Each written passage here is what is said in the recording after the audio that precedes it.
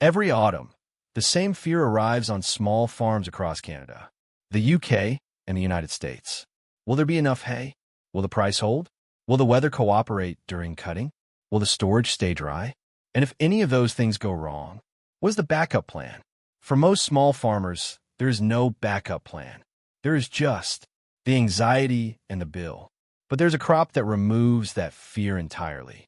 A crop that produces 10 to 20 times more feed per acre than hay. That grows on marginal ground that hay cannot use. That harvests at your convenience instead of against a weather window. And that can feed 30 cows through an entire winter from half an acre of land. Most farmers in North America have never grown it. European farmers have relied on it for over a century. It is called Fodder Beet, and in the next 15 minutes, it is going to change the way you think about winter feeding forever. Before getting into what fodder beets are and how to grow them, it is worth being honest about what hay dependency actually costs. Not just in money, in time, anxiety, and control. The financial number is the easiest to calculate. For a small farm running 30 cows through a northern winter, hay costs run from $4,500 to $7,500 per season every single year, and that number has been climbing consistently across all three of our primary markets. In Canada, in the UK, and across the grain belt of the United States, hay prices have risen year on year for the past decade, with no clear reversal in sight. But the financial cost is only part of the real cost. The real cost is the scramble, the emergency call to the supplier. In October, because the summer cut was short, the bad batch that came in wet developed mold and got fed anyway because there was nothing else. The cutting window that closed too early. The rain that arrived on day 2 of drying. Hay is a good feed, but the system around hay creates a vulnerability on every farm that runs it as the sole winter feed source. Fodder beets reduce that dependency dramatically, and for many farms, that reduction is the most valuable change they make in a decade. Fodder beets are a root crop specifically bred for livestock feeding. They are not sugar beets.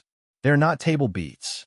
They're a distinct variety developed over generations of European agricultural practice to produce maximum energy-dense bulk from minimum land and minimum input. The yield comparison with hay is the fact that stops every farmer who hears it for the first time. Hay produces 3 to 5 tons per acre in a good season. Fodder beets produce 50 to 80 tons per acre under comparable management. That is not a marginal improvement. That is 10 to 20 times more feed from the same piece of ground. Half an acre of fodder beets produces 25 to 40 tons of feed. That is enough to carry 30 cows through a full northern winter. The nutritional profile is equally strong. Fodder beet bulbs contain 12 to 14% dry matter with a bulb, high in easily digestible carbohydrates that provide sustained energy through cold months. The tops, the green leafy crowns, removed at harvest, are high in protein and minerals. Farmers feeding whole plant fodder beets, bulb, and tops together are delivering a genuinely complete and nutritionally balanced winter ration to their cattle. The livestock health results reported consistently by farmers who have switched confirm the nutritional quality. Better body condition scores in cattle going into the breeding season. Higher milk yields in dairy cows fed fodder beets alongside a standard ration. Stronger calves at birth in herds where the cows were in better condition through the final trimester. This is not cheap feed dressed up as good feed. It is genuinely good feed that also happens to cost a fraction of the alternative. The yield numbers are remarkable, but what makes fodder beets genuinely transformative for small farms is how they perform on the practical measures that determine whether a crop actually works in a real operation. Weather independence is the first and most significant advantage. Hay requires warm, dry weather to cut, to turn, to cure, and to bale. A single wet week at the wrong point in the cutting window can destroy the quality of an entire harvest. Fodder beets grow in cool conditions. They prefer the temperatures of late summer and early autumn in northern climates. Light frosts do not damage them. In fact, a first frost signals the plant to cease top growth and concentrate energy into the bulb, which is exactly when harvest quality peaks. You harvest when you are ready, not when the weather tells you to. Drought tolerance is the second advantage. Fodder beets develop taproots that reach 2 to 3 feet into the soil, accessing moisture and nutrients that shallow-rooted grass crops cannot reach. In dry summers when hay yields collapse across whole regions, fodder beets keep producing because they are drawing from water reserves well below the surface layer where drought damage occurs. Marginal land use is the third.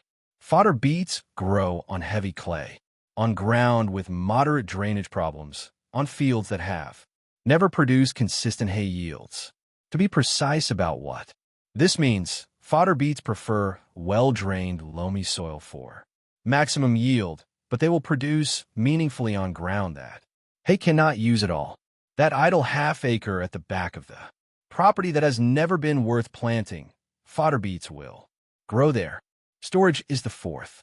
Properly harvested fodder beets stored in a covered clamp or dry shed will last from autumn through early spring. A barn corner, straw, or tarp insulation against hard freezes. That is the entire storage system. Together, these four advantages remove the four most common failure points in a hay-dependent feeding system: weather at cutting, drought at growing, poor land at production, and storage losses at feeding time.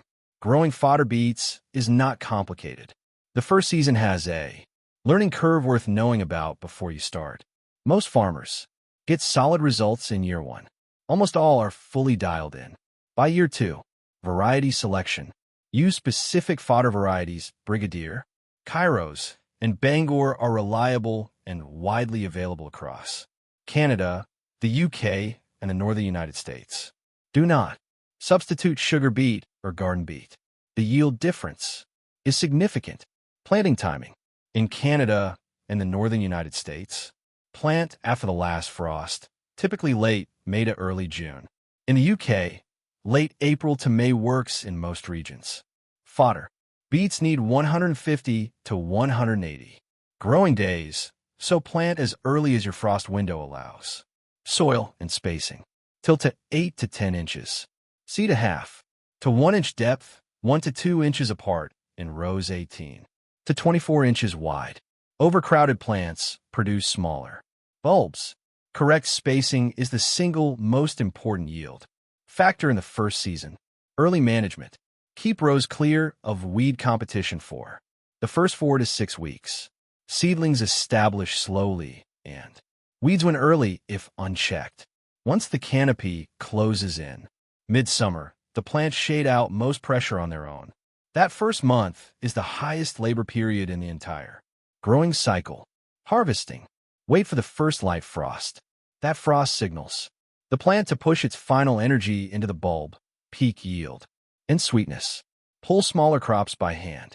Use a simple mechanical digger for larger plantings. Cut tops of the crown. Keep them for high-protein feed. Store bulbs in a covered, frost-protected area. The three most common first-year mistakes: planting too late, neglecting early weed control, and harvesting before frost. All three are avoidable. Year two, you will not make any of them. This is the section that most fodder beet content leaves out entirely, and it is the section that determines whether your transition goes smoothly or costs you animal health problems. In the first winter, fodder beets are high in rapidly fermentable carbohydrates. That is what makes them such a high-energy feed. It is also what makes a sudden dietary transition potentially problematic for ruminants like cattle, sheep, and goats whose rumen bacteria need time to adapt to a new feed source. Do not switch cattle directly from a hay-only diet to a full fodder beet ration overnight. Introduce fodder beets gradually over 2 to 3 weeks, starting at a small daily allowance and increasing steadily as the rumen microbiome adjusts. A common starting point for mature beef cattle is 5 to 6 kilograms of fresh beet per head per day in the first week, increasing to 15 to 20 kilograms per head per day at full ration over 2 to 3 weeks. Always ensure adequate fiber is available alongside fodder. Beets, hay, straw, or silage should remain part of the daily ration. Fodder beets provide energy. Fiber provides rumen function. Both are needed. Feeding the tops requires similar caution. Beet tops are high in oxalic acid, particularly when fresh. Feed tops in limited quantities initially, no more than 10 to 15 kilograms per head per day for adult cattle, and allow the tops to wilt for 24 to 48 hours before feeding where possible. Wilting reduces oxalic acid content significantly. Watch for signs of digestive disruption in the first 2 weeks of transition, loose manure, reduced appetite, or signs of bloat. These are early indicators that introduction is progressing too quickly. Slow the transition, increase hay allowance, and allow more time for adaptation. Managing this transition correctly is not complicated, but knowing it is necessary before your first winter feeding season is the difference between a smooth change and an expensive one. Hay for 30 cows through a northern winter costs $4,500 to $7,500 per season. That number has risen every year for a decade. Growing half an acre of fodder beets costs $500 to $700, seeds, fuel, and incidentals. The annual saving is $4,000 to $7,000. The payback on your learning investment is a single season. Surplus beets beyond your own winter needs sell to neighboring farmers at $20 to $40 per ton. An extra 20 productive tons is $400 to $800 in additional income. Local farming networks, agricultural markets, and online livestock groups carry consistent demand for surplus fodder crop, particularly in poor hay years when everyone else is short. Every autumn, the same fear arrives. Will there be enough hay? Will the price hold? Will the weather cooperate? After one season of growing fodder beets on half an acre, that fear does not arrive anymore, because the answer is already sitting in your storage pile. Already grown, already harvested, already waiting for the first cold morning when your cattle need it. Half an acre, $500 to $700, 150 to 180 growing days, and a winter feeding system that you control completely regardless of what hay prices do, regardless of what the weather did in August, regardless of what the supplier says when you call in October. Start small. Half an acre in the first season. Learn the timing, learn the spacing, learn what your soil and your climate need from this crop. By year 2, you will know exactly what you have and exactly how to scale it to your herd. Leave a comment below right now and tell me, are you currently buying hay for winter feeding? And is the cost and the uncertainty of that something you want to change? I read every single comment, and I want to know the real situation on your farm. If this video gave you one idea that could change your winter feeding this season, please like it and share it with a fellow livestock farmer who is still paying that annual hay bill. It could be worth thousands of dollars to them. Subscribe to AgriWise Hub and turn on your notifications. Every week we bring you practical, honest farming knowledge built for real operations with real constraints. Next week we go deeper into fodder beet variety selection by climate zone. Exactly which varieties perform best in Canada, the UK, and each US growing region, and where to source genuine fodder seed rather than sugar beet seed sold under the wrong name. The hay bill is not a fixed cost. It is a problem that half an acre of the right crop can solve for good.